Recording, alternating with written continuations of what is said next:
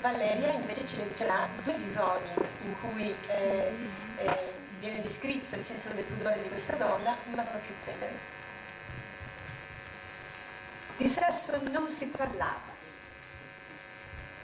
I nipotini non mancavano di andare a trovare le galline e i conigli che si trovavano dietro la casa. La nonna portava i bambini con sé nel pollaio con un cestino dove faceva loro mettere le uova ancora calde. Sembravano insaziabili nelle domande che rivolgevano sull'orto, sui fiori, sugli alberi da frutta e sul sesso delle galline e dei gatti. Ma alle loro domande la nonna sorpresa rispondeva con un vai a. Il parto in casa. Con l'ultimo, Luigi, fu un rapporto ancora più intenso che con gli altri figli. Teresa era solita ricordare la sua nascita in casa come per gli altri 5. Era un bel mattino d'autunno. La famiglia era raccolta in cucina mentre Teresa preparava la colazione. Ad un certo punto, rivolta al marito, disse: allora compriamo un po', comunicando un sentimento d'attesa ravvicinata. Bruno comprese ciò che la moglie voleva dirgli. Prese tempestivamente la bicicletta e partì per la città. Più tardi giunse la levatrice con una valigia di cartone legata con lo spago sul portabagagli della bici. Teresa e l'ostetrica si ritirarono nella camera da letto matrimoniale. Prima di mezzogiorno, aprendo la porta della camera, la levatrice scorse un bambino che sbirciava da sopra una scala di legno, appoggiata alla parete. Era Paolo, che frequentava il turno scolastico pomeridiano, mentre i due fratelli, Giovanni e Antonio, erano ancora a scuola. Lo invitò ad avvicinarsi alla madre coricata, la quale dalle bianche lenzuola gli mostrò, scoprendolo dolcemente, il volto del fratellino appena nato. Poi domandò a chiamare il marito. Quando i bambini tornarono da scuola, aspettati c'era Paolo, ansioso di comunicare per primo il felice evento. Alla notizia, gli altri bambini posarono le cartelle e corsero verso la camera matrimoniale.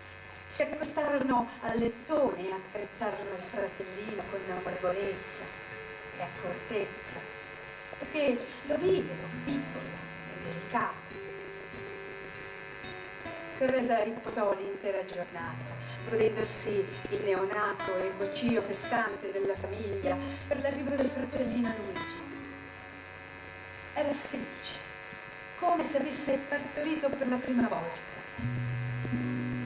L'indomani però dovette alzarsi e riprendere i mestieri. I bambini dovevano andare a scuola, puliti, ordinati. Al ritorno avevano appetito e doveva preparare da mangiare per tutta la famiglia. Ma non avvertiva la stanchezza. Era felice della propria vita. Come è cambiato il senso del pudore. Con l'avanzare dell'età passava ore dei pomeriggi davanti a un grande televisore, che era in soggiorno di fronte a un divano. Era scandalizzata dall'abbigliamento succinto delle veline che ormai imperavano in tutte le trasmissioni. «Oh, che Diana con la viscia!» diceva addirata. «Non vese più regno».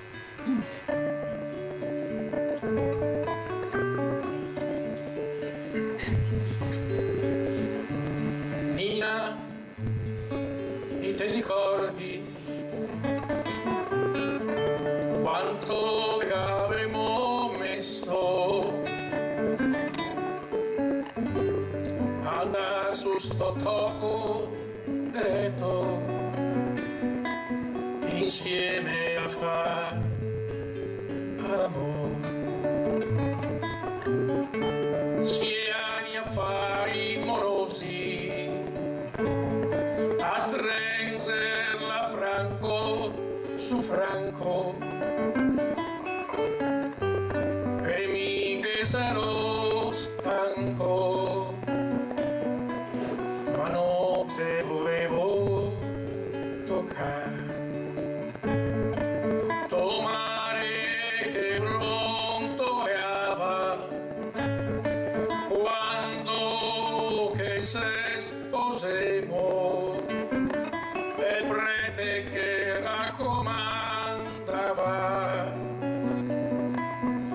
non se doveva peccare.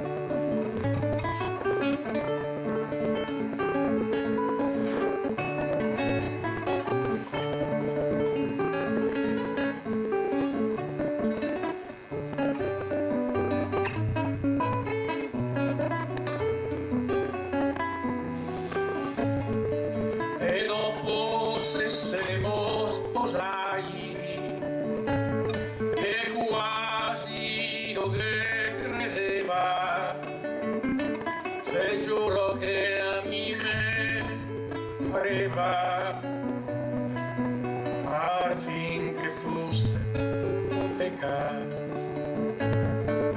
Adesso dispetti un figlio e ancora vita se dura, a volte ne sa paura di aver dopo tanto sbagliato. Amar se non peccato, è un lusso per pochi, e intanto ti dispetti e mi so disoccupare, e intanto ti dispetti e mi so disoccupare.